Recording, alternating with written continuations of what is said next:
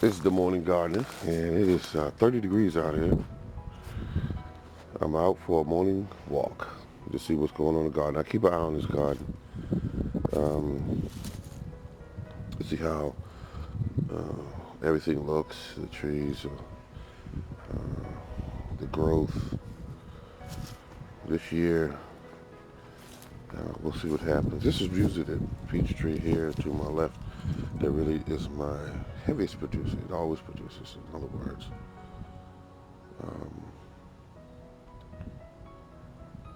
It's got a lot of wood that's got to be removed and allow for the new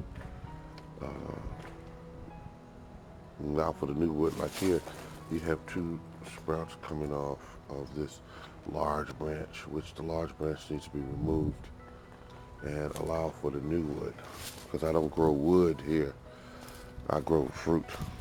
And here's one coming right out the top here, which could replace this branch here. But it's going to take it some time. I mean, it's not a very big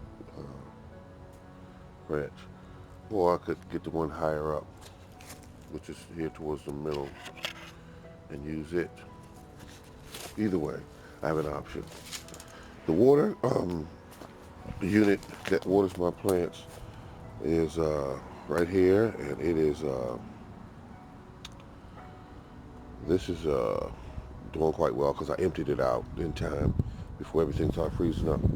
Now, before I get too cold, I'm going to go up here, and this is my concern today. I just want some input, right or wrong, just some input. It is a grapevine. It was put in maybe about 3 weeks to a month ago, and it is cold. Now, usually when you buy plants in the fall, but this one actually got to me in the winter. Here it is. You all know my new addition from a store that I had to wrestle with to get this from them. The video's up on my site. And this right here is definitely, it looks okay. We'll actually get the final thing when we find out that, find out if it ever takes off, which would be somewhere around May, I guess, maybe before May or late April, and you'll see it start budding out. Once that happens, you'll know if it survived the winter. I've never really had a problem with grapevines surviving the winter. I've always thought of them as winter hardy. In fact, I put some in the dead of winter and it was fine. Like this one here, this was put in last year, and it was a smaller plant than the one you just saw. And see how the grapevines usually look dead and dry, but they're not. They're actually quite alive. And there we are. And we got the cherry trees that we got all the material on it ready to bud out and do its thing. And they're the earliest ones to bud out. And over here, my beautiful pear tree. It's just beautiful. I'm about to lose my battery on this thing, so don't worry about it. I thought it was good, but it wasn't.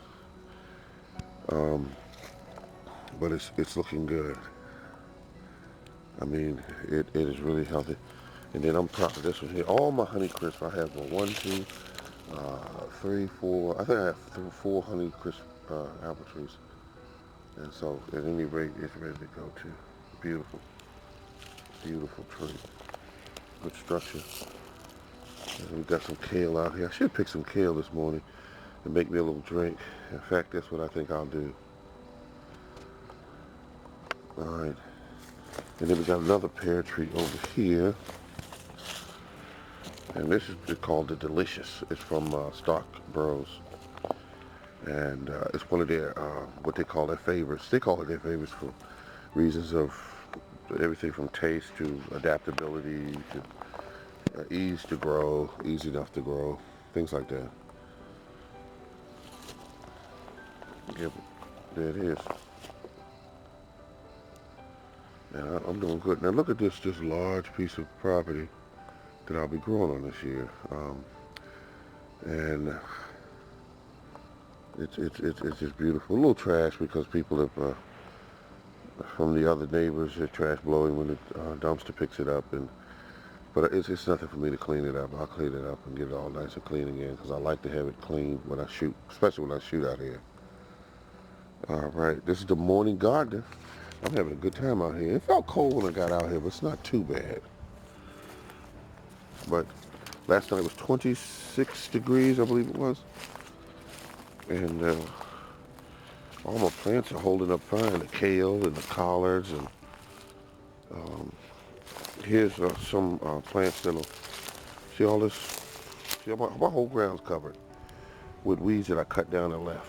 I just want to keep pointing that out, driving it home to everyone, so they'll know that this is how you can take care of your soil. I never till. I dig very little. If anything, I'll dig just a hole to put my plant in, and that's it. And that's it. Yeah, but everything here looks good. Ooh, carrots. I see carrots in the ground. I think I'll take a look at them a little bit later. Well, why not now? I don't have the tools to take it out of the ground. Let's see what kind of shoulders it's got on it. Yeah, that's the variety that I put in there. It's frozen. But that's a carrot. That's it. It's a beautiful thing when you can grow this stuff. A little small on that side there. So it's got quite a few of them in there. I'm not going to pick all of them. It's beautiful. Fresh carrots. This is the morning garden. Look how all this looks over here. It's nice and clean and neat. And this is from the winter. The winter did it. This is my trees. So I got to still prop this one up. I got to find a better way to do it because I need it to stay propped up so it'll grow straight. This one's the same way. It's kind of lean forward. They do that sometimes, aiming themselves towards the sun. Now over here, this soil over here really looks good. That's all wood chips that you're seeing here. Because I used to pile it up really heavy here. After it breaks down, it looks like really good soil. And let's see, we got the blackberry bush here. That's gonna be done really well this year. I'm gonna really load it up with a lot of good nutrients so it'll grow right. And the key is taking care of your plants. Here's another one here. It barely can be seen because, you know, blackberries are the same color as the weeds that are there. But then you see the wood that's around the base of these trees. Here's a tree here.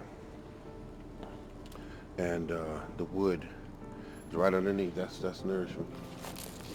And then here, some more wood. Right there. Around the base of this tree.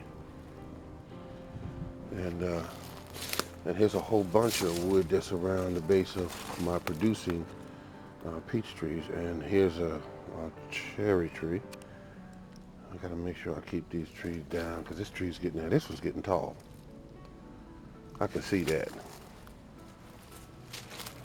And he will not get over certain number of feet, and this tree will not. But I'm looking at it, it's concerning me because these here stopped at about 1.5 feet. You can see it. And this one here is about 1.5 feet. But this one here is about 3 feet that way. So as long as I got a saw, I know how to keep them down. Okay. It's a cherry tree, and see, because I have a cherry tree. Here's some of my apple trees. They're mostly in the shade right now because it's time of year. Let me show you something, you guys, something here if I can find it on me. On my phone are some apps that help me with my gardening. And here we have one that shows me, of course, the weather, and I get that every day. I check it. It's 32 degrees here right now. And it shows me rain days and everything else. So that's very important to know. Then we got this here is my compass, so I could see, which direction the sun is actually shining in. That's an app that's free. All the apps I'm showing you are free. And I could turn this way. This way my sun comes in. It is, because my sun comes from the west. And, okay. And then I have another one here, like if I have any disease problems or anything with my trees, or if I want to know when to water, or just basic care for the tree. If I can get it to open, there we are. And this one's free. And it'll blink to another screen to show you what pests, what to do about those. And then we got crops, we got all kinds of information here. And you could get this, like I say, pests, and it talks about beneficial insects and non-beneficial insects, and so it goes on and on and on. Crops. So you can get these apps, and they'll help you, to look up what fruits will grow in your area, how to care for them, and everything. All right, so that helps me out. I use all the information at my disposal. And over here, back up in the big garden now, and I'm just looking at these leaves here. They're still here, and I'm thinking, should I move them or not? They got a little bit of plastic in them, and I'm thinking, no, I'm not going to move these right now, because it's 32 degrees out here. Of course I'm not going to be trying to move things around in the winter, dead of winter.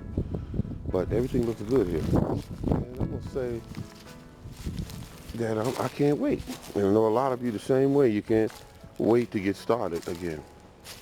Got all the weeds here. And all this will be, none of this will be dug up. It'll just be clipped off and left right on the ground. That's what I do with weeds. I use them as fertilizer. Got some more collard greens. It's 32 degrees, 26 last night. All right, ladies and gentlemen, you can see the weeds growing around the apple trees. But I got something for them this year. I'm gonna use one of those action hoes and see what that'll do for me in keeping the weeds away from the plants that I want to grow without so much competition. Let's see, we got the blueberries. They're budding up real heavy right now. You can see the little buds on them. And they'll be fed real good. See the wood next to them? And that's what I use. Just little clippings off of trees piled up next to the actual plant I carry. All right, this is the Morning Gardener. Thank you very much for your time. And we'll be back, once we got something more to talk about. And here's the